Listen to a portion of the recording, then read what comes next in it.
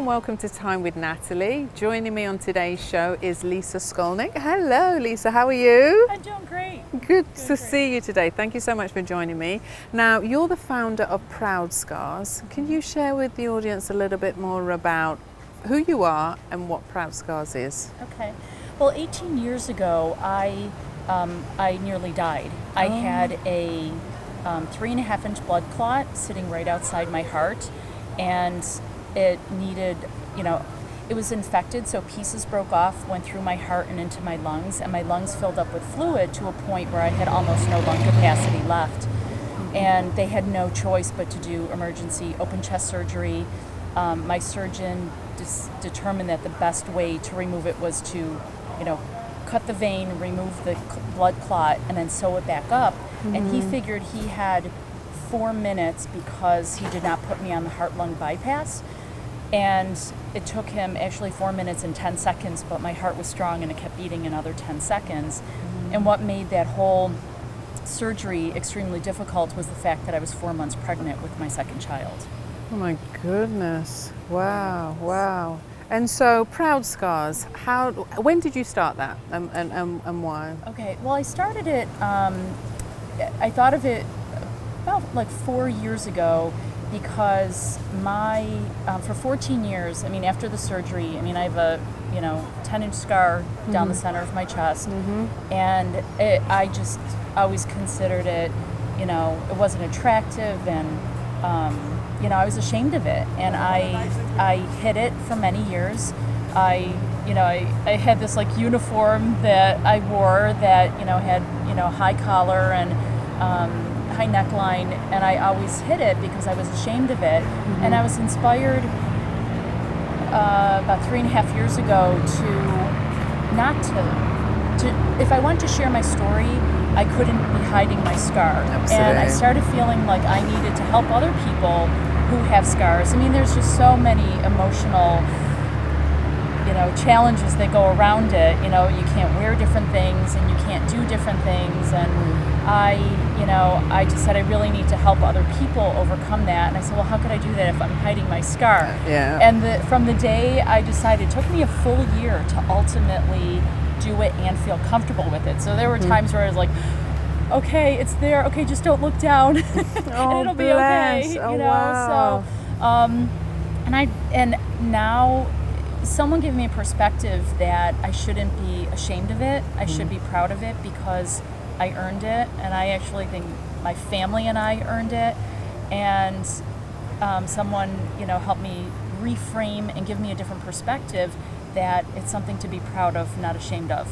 And today I am proud of it, and I know the stories that I know what my family went through, and I know it was a tragic time for my husband. We had a 2-year-old at home, and we truly earned that. And I know that there has to be so many people out there who are thinking the same thing, just because from like a social aspect, everyone, there are some people who go right out and say, hey, look what I have, here's my scar. But I think most people are going to be self-conscious about it. And, when we look back in history and, early, medieval times or, whatever, when there were warriors, though scars were considered signs of being a warrior, and they were revered, and we don't think of that today, but I think we should. Yeah, I totally agree. And I have a friend who, when she was very little, she got burnt. The kettle fell on her with hot water in, and so she had scars all over. And for years and years, she would do the same thing. She would cover them up. She was ashamed of them.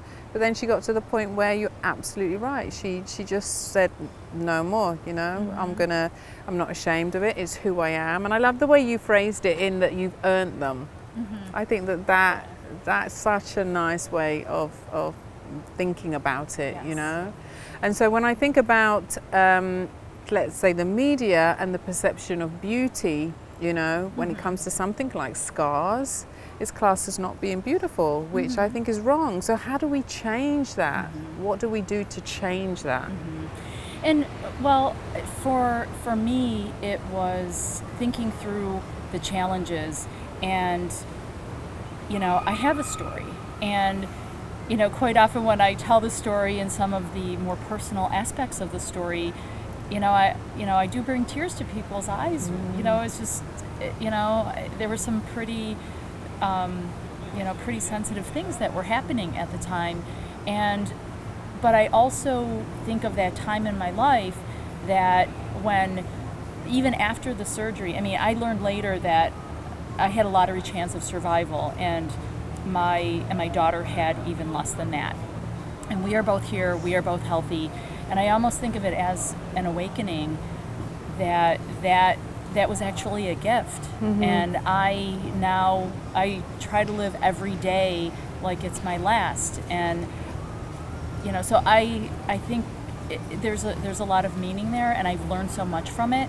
So I'd like to help people understand, and ask them, like, what is your story, and then what struggles did you endure to earn that scar, and then what are your strengths today that you now have because of that experience. And I think if we speak to each one of those people, and whether it's during the actual situation or the aftermath of it, there are a lot of struggles, but then we become stronger as a result. Yeah. And I think that's what people have to embrace, so that they could come out and they could feel better about it, and not only help themselves heal, but then how do we turn that facing outward, and how do we help other people with that as well? Yeah.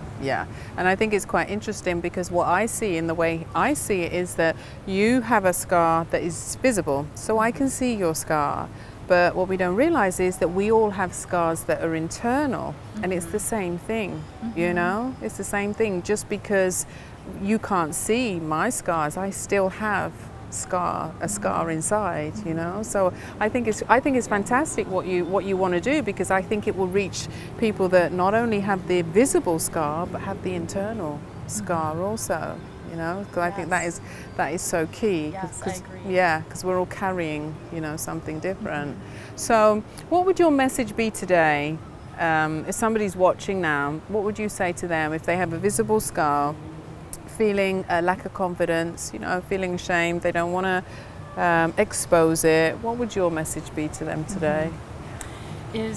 I would go back to, reflecting on what happened, to the extent that they can. What happened? Where did you struggle? And then how are you different today? And possibly view it as a gift. And what were the positives that did come out of it, at the end? And the other thing that's been important, because I said it did take an entire year to actually get my psychology and be okay with doing it, because there were people that approached me, and there were a few different responses. So the people who knew about it would say, you know what, good for you. So there was like the, yes. Yeah, you go girl. You go, girl. And then there were other people who would look and be curious, and I would just, say, would you like to hear my story?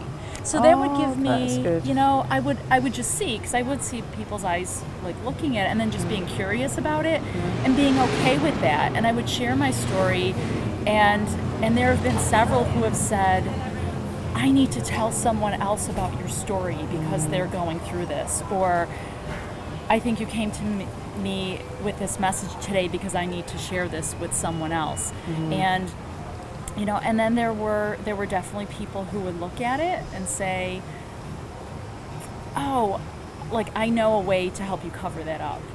Really? And I would just politely just say, thank you, but I've earned this, and I'm very proud of it. Good for you. Yeah. Good for you. I love that. And I would totally, say exactly the same thing. If you're watching today, you've earned it. It has its own identity, and it's a part of who you are.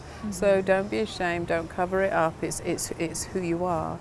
So thank you so much for sharing that on today's show. I really do appreciate it, and I hope it's helped somebody. I'm sure it has. Okay. And thank you so much. Thank you, Lisa. Thank you.